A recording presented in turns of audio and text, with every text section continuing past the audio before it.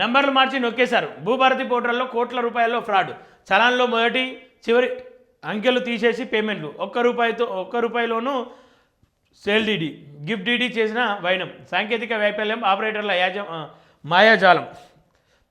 నిగ్గు తేలనున్న భూభారతి కుంభకోణం లెక్కలు. యాదాద్రి జిల్లాలో 1017 డాక్యుమెంట్లలో అక్రమాలు. ప్రభుత్వం జనాభా ఖజానాను రూపాయలు 3,72,00,000 గండి. తహసీల్దారుల ఫిర్యాదుతో 80 మందిపై కేసు అని చెప్పి చూస్తాను.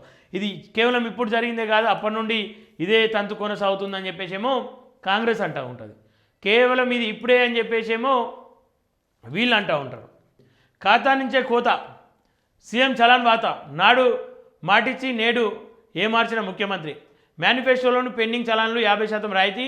నిప్పు రాజేసిన ట్రాఫిక్ చలాన్ల ఆటోమేటిక్ అంశం. తెలంగాణ సీఎం రేవంత్ రెడ్డి వ్యాఖ్యలపై సర్వత్రా ఆగ్రహం. ప్రజాస్వామ్య స్ఫూర్తికి విరుద్ధం. ట్రేడ్ యూనియన్లు. పేదల పిల్లలను టార్గెట్ చేయొద్దు. BRTU అని చెప్పేసి వ్యాఖ్య వెనక్కి తీసుకోవాలని AITUL-TWC వాళ్ళు చెప్తా ఉన్నారు. చలన్ల పేరిట జరుగుతున్నటువంటి ఈ అక్రమాలు ఏదైతే ఉన్నాయో నిజంగానే రోడ్లు బాగాలేని పరిస్థితిలో మరి మీకెంత చలన్ విధించాలి?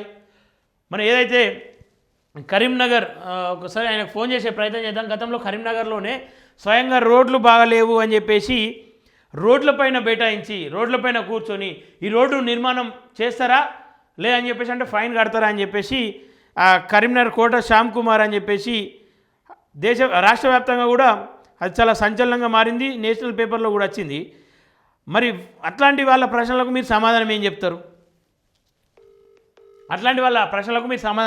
ఎందుకంటే దాని మీద ఆల్రెడీ పోరాటం చేసినటువంటి వ్యక్తి కాబట్టి ఆయనకు ఫోన్ చేస్తూ ఉన్నాం. చెప్పిన మాట గుర్తులేదో ఇచ్చిన హామీ ఎగ్గొడదామని ఆలోచనలు. అన్న గుడ్ మార్నింగ్ అన్న, మార్నింగ్ న్యూస్లో ఉన్నా అన్న. ఇప్పుడు ఏదైతే ట్రాఫిక్ చలాన్లు స్వయంగా అకౌంట్ల నుండి చెల్లించాలని చెప్పేసి రాష్ట్ర ప్రభుత్వం ఒక నిర్ణయం తీసుకుంది. దానిపైన గతంలో రోడ్లు బాగాలేవు, మరి మీరు ఎంత చలాన్లు విధిస్తారని చెప్పేసి మీరు కూడా రోడ్డు మీద కూర్చొని నిరసన వ్యక్తం చేసి అది రాష్ట్ర వ్యాప్తంగా దేశవ్యాప్తంగా కూడా ఒక సంచలనం సృష్టించింది. అవును. ఇప్పుడు దీనిపైన మీ స్పందన ఏందన్నా? నిజంగానే అకౌంట్ల నుండి ఏదైతే చలాన్ కట్ చేస్తామని చెప్పి చెప్తా ఉందో రాష్ట్ర ప్రభుత్వం, దాన్ని స్వాగతిస్తూ ఉన్నారా? అంటే ఇది ఎట్లా తీసుకోవాలంటే స్వాగతిద్దాం. ఎప్పుడు స్వాగతిద్దాం? ఇదే విధంగా రోడ్ల గుంతలు ఎక్కడైనా పడి కనబడితే వెంటనే జాబ్ పోవాలి అధికారులై. ఓకే, ఎవరైనా రాజకీయ నాయకులు ఓట్ల కోసం వచ్చినప్పుడు హామీలు ఇస్తారు కదా, 6 నెలల్లో నెరవేర్చకపోతే వాళ్ళ ఆస్తులు జప్తు చేసి వాళ్ళని జైలుకు పంపాలి. అవును, ఇలాంటి కండిషన్స్ కూడా పెట్టాలి. అవునవును. అంటే ఏదో వచ్చినాం చేసినాం పోయినాం కాదు, ఇష్టం ఉన్న వాళ్ళు ఇష్టం ఉన్నట్టు మార్చడానికి కాదు కదా. అవును, సరిగ్గా ట్రాఫిక్ ప్లేసులలో చౌరస్తులలో కానిస్టేబులే లేరు. డ్యూటీ ఫస్ట్ చేయమని చెప్పండి, తర్వాత చాలా గురించి ఆలోచించవచ్చు.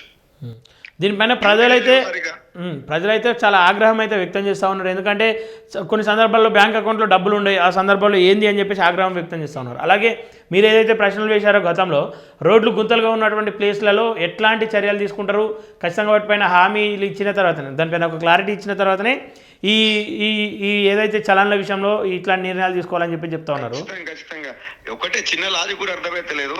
రిటైర్ అయ్యి చాలా సంవత్సరాలు అయితే వాళ్ళకి పైసలు వేస్తలేవు, వాళ్ళకి మరి అకౌంట్ ఎక్కడ నుంచి రావాలి? అవును, 60 సంవత్సరాలు 62 సంవత్సరాలు దాటిన వాళ్ళకు మాకు మేము తీసుకున్న పని పైసలు వాళ్ళకే రావాలని సచివాలయం చుట్టూ తిరుగుతున్నారు. వాళ్ళకి ఫస్ట్ పైసలు ఇవ్వమని చెప్పండి. వాళ్ళకు ఏ అకౌంట్ నుంచి వాళ్ళు కట్ చేసుకోవాలి? వాళ్ళకు అకౌంట్ ఇవ్వండి. రిటైర్మెంట్ అయిపోయిన వెంటనే మీకు పైసలు వేయటట్టు, ఒకవేళ పడకపోతే మీరు ఈ అకౌంట్లోకి వెళ్ళి తీసుకొని గవర్నమెంట్ అకౌంట్లోకి వెళ్ళని గవర్నమెంట్ అకౌంట్ లో లింక్ చేయమనండి. అవి చేయడం చేత కాదు, కానీ ఎక్కడి నుంచి రెవెన్యూ తీసుకోవచ్చు, ప్రజలు ఎలా హింసించవచ్చు అనేది ఒక్కటే ఆలోచిస్తున్నారు. అదే దీనిపైన రాష్ట్ర వ్యాప్తంగా కూడా చాలామంది స్పందిస్తున్నప్పటికీ కూడా నామమాత్రాన్ని పార్టీలు అయితే దీనిపైన ఏం కూడా మాట్లాడట్లేదు. అటు బీఆర్ఎస్ అయినా సరే, ఇటు బీజేపీ అయినా సరే, ఇటు కాంగ్రెస్ అయినా సరే, ప్రజల నుండి ఆగ్రహం వ్యక్తమవుతూ ఉంది, కానీ పార్టీలు మౌనంగా పాటిస్తూ ఉన్నాయి. దీనిపైన మీరు ఏమంటారు? పార్టీలన్నీ ఒకటే. మీరు ఈ మధ్య కాలంలో చూస్తున్నారు కావచ్చు, యూపీలో ఎక్కడనో, మన యూపీలో అనుకుంటా, ఎక్కడ వేరే ఏదైతే రాజకీయ పార్టీని ఎదుర్కోవడానికి మన దేశంలో అత్యంత అపోజిషన్ ఉన్న బీజేపీ కాంగ్రెస్ కూడా పొత్తు కలిసి అక్కడ పోటీ చేస్తూ ఉన్నాయి. అంటే మీరు అర్థం చేసుకోవచ్చు, రాజకీయ పార్టీలన్నీ ఒకటే, రాజకీయాల ఎజెండా ఒకటే. వాళ్ళు సంపాదించుకోవడానికి మాత్రమే వస్తున్నారు తప్ప ప్రజలకు సేవ చేయడానికి మాత్రం రావడం లేదు. ప్రజలు దాన్ని గమనించాలి. ఈ రోజు రేవంత్ రెడ్డి ఈ మాట అన్నాడు, రేపు ఇంకొకరు ఇంకో మాట అంటారు. వాళ్ళందరూ ఒకటే, వాళ్ళందరూ ఒక పొత్తే. ఓకే ఓకేనా. చివరిగా మున్సిపల్ ఎన్నికలు రాబోతూ ఉన్నాయి, అలాగే ఎంపీటీసీ జెడ్పీటీసీ ఎన్నికలు కూడా రాబోతూ ఉన్నాయి. స్థానిక ఎన్నికల్లో అయితే ప్రజలు కొంత స్థానికుడు లేదంటే ప్రభుత్వం మనిషి ఏదైనా చేస్తాడేమో అన్న ప్రలోభాల్లో కొంత ప్రభుత్వం వైపు ఉంటే కొంత ప్రతిపక్షం వైపు ఉన్నారు. యువత ఎవరైతే నిస్వార్థంగా నిలబడ్డారో వాళ్ళ వైపు అయితే ప్రజలు లేరు, డబ్బు లేదని. ఇప్పుడు మున్సిపల్ ఎన్నికల్లో ఏం చెప్పదలుచుకోరు ప్రజలకు? ఇప్పుడు మీరు చూస్తున్న చాలన్ల కడిగేసుడు కానీ, లేదంటే గుంతల వద్ద రోడ్డు కానీ, లేకుంటే గవర్నమెంట్ హాస్పిటల్కి వెళ్తే హాస్పిటల్ ఫెసిలిటీస్ కానీ ఏవి లేకుండా కారణం ఏంటంటే మనం అనుకునే ఓటు.